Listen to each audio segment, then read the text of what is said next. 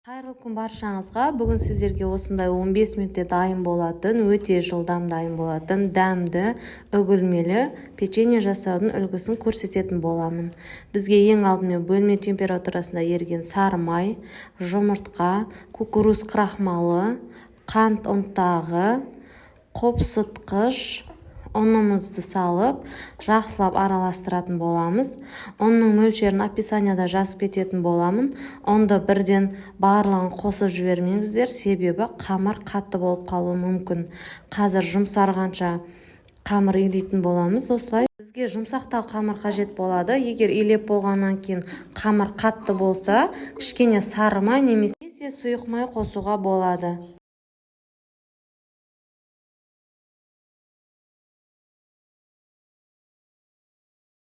Жұмсақ қамыр дайын болғаннан кейін бізге осындай насатка керек болады. Ішіне қамырды нығыздап салып, осылай қолымызбен басып шығамыз.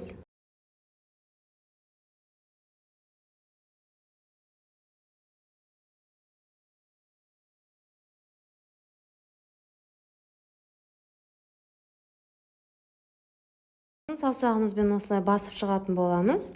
70 градуста 10-15 минут қарап тұрасыздар.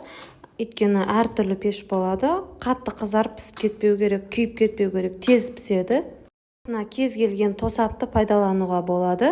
Егер де менің каналым сіздерге ұнаған болса, лайк басып, комментарий жазып, тіркеліп кетуді ұмытпаңыз.